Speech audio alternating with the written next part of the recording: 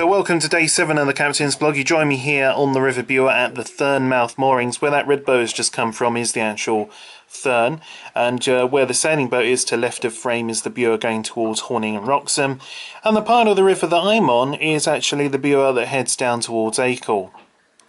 Overnighted at Womack Dyke, and a rather sort of late start to the day really. Because I've taken the opportunity to do a great deal of my packing, because today is the last full day of the Captain's Blog and of this holiday, of course. And that means I won't be in as much of a rush this evening or in the morning to pack the majority of things away, which is always a good thing. So as far as today goes, really absolutely completely no idea.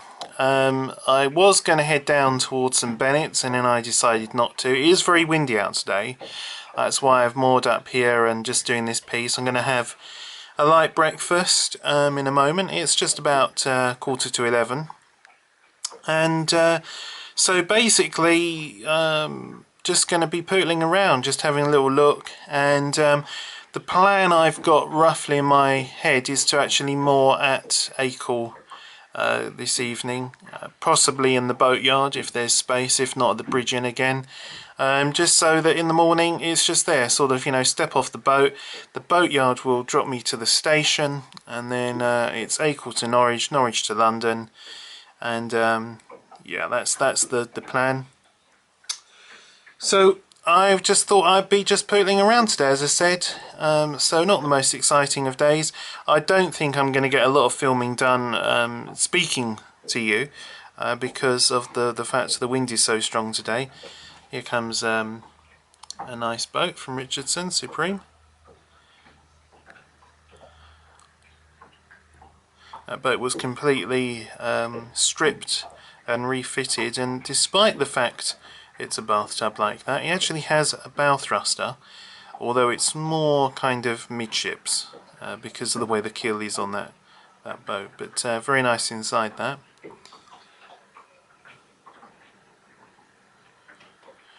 So this mooring, I suppose, for me, it would not be such a great overnight mooring because of the sound of the wavelets on the hull, and also the gentle rocking of the boat. I prefer the quieter rivers, the Thurn, Womack Dyke, the River Ant, the lower Bure, rather than these more exposed expanses of water.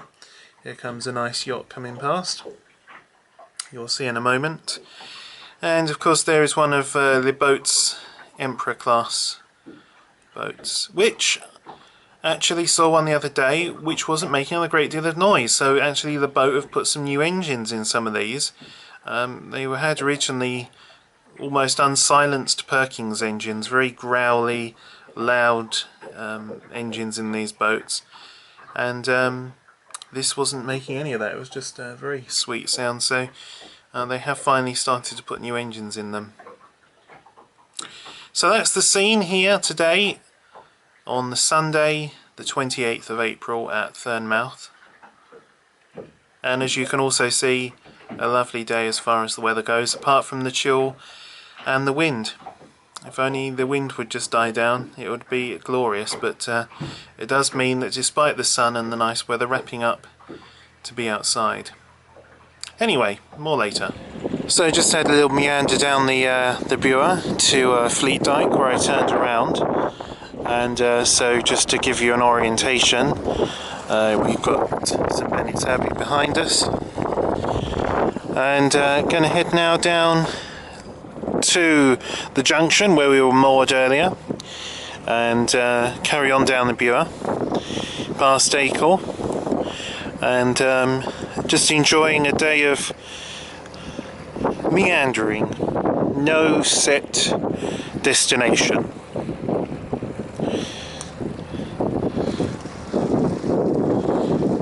The breeze has calmed down a little bit. It seems to come and go. It's kind of strange, and when it's there, it's very stiff and steady, but then it'll just drop away. Like now, although you can probably hear it on the microphone, it's a lot less than it was before, but as we can see around the corner here by the waves, here it comes again. So anyway, just basically enjoying the day, the last full day of this captain's blog. So here we are on the River Bure now, just approaching Stokesby, and I'm probably going to stop off here for a little break, and then later on head back up the Bure to Acle. I've checked already, had a look at the boatyard. There is plenty of spaces in the boatyard to moor tonight.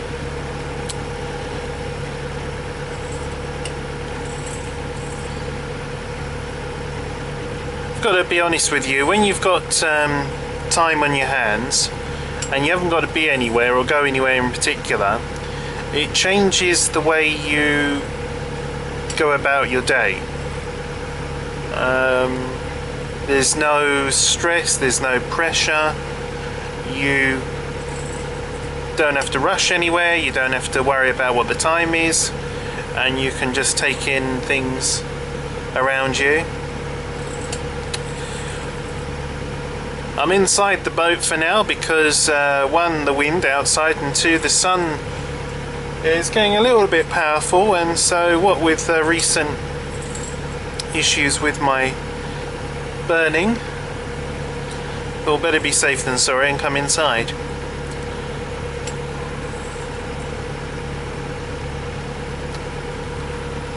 If you like, the run into Stokesby pretty much sums up my impression of the Southern Broads, where when you are on the Southern Broads you'll have long gaps of wide rivers with reeds that fringe them, and then suddenly round the corner you'll have a beautiful village or a completely change in the landscape, and peppered with sort of trees and nice buildings and so on, and then you'll leave that and then you'll be back to the wide rivers and the fringes of those rivers with the reeds again.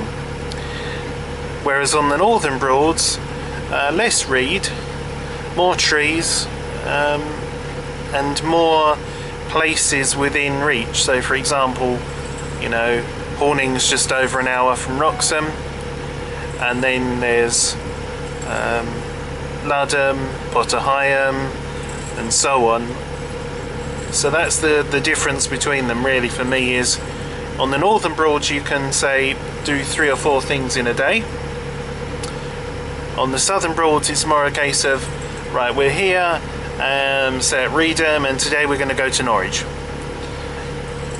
And or you might sort of choose to go to somewhere like Beccles, for example, but the distances between those locations are obviously longer. But having gone down south, I must admit, I think maybe next time I come I might do the same thing again, but we'll see how that pans out. So that's pretty much what's been going on today. You last saw us at St Bennett's, went down the Bure, past Acle, and here we are now at Stokesby. And so ends day 7 of this captain's blog, and indeed this trip on the Norfolk Broads, back in a home base of Horizon Craft here at Acle. This is Distant Horizon 2, and this has been a very lovely trip on the Norfolk Broads this time round. We've had the best of the weather, as you can see. The blue sky has been replaced by this dull, moody looking sky. The ever-present wind, well, that never seems to have dropped at all. But it's been a lovely time away, and a lovely boat as well. £414 at the lowest price. If I was you, don't go on a Saturday, go on a Friday or a Monday and get Distant Horizon number 2. In my humble opinion, it is smarter and nicer inside than Distant Horizon number 1. However, on their website and in their brochure you won't see any photos of the inside of Distant Horizon number 2. But very nice cruiser, very easy to handle. Not quite so easy in the inside helm with manoeuvring, but from the outside one, excellent hydraulic steering, very precise, and and you're far enough back to see what's happening at the back, but you can also see what's happening at the front. So stern-on mooring is a breeze in this boat. So I'm gonna go in. It is a bit chilly, it is a bit breezy. These are some of their other boats here, as you can see. Have a look at Prisma. Looks flash, but not for me. That's a straight up vertical ladder, and you try getting up there or down from there to do your ropes and so on when you're coming into moor. Not the easiest task in the world, but a lovely little boatyard, very traditional feeling. The wooden clad building, simple but lovely place.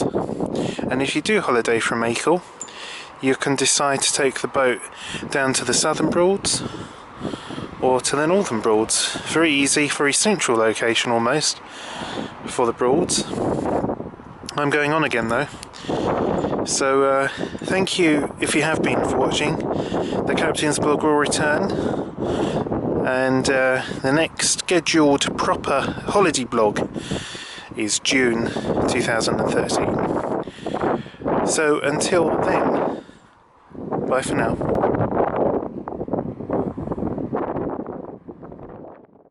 I've been waiting all night for you to tell me that you need me, tell me that you want